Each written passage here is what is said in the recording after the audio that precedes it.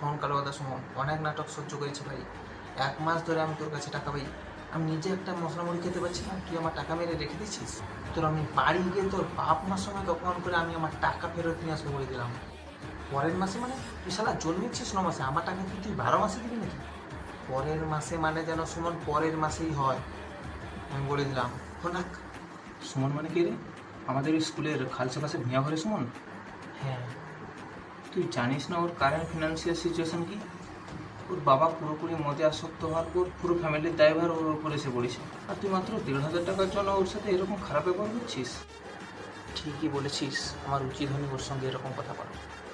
আসলে আমি ভাবছিলাম তুই যে আমার কাছে 500 টাকাটা পাস, ওটা আমি ওর কাছ থেকে 1500 টাকাটা পেলে আমি তোকে তোর 500 টাকাটা দিয়ে দিতাম। শোন শোন, তোর বাবা তো একটা চিটিং বাজ, অন্যের টাকায় মদ খেয়ে সারাদিন পড়ে থাকে। থাম ভাই, তুই চুপ কর।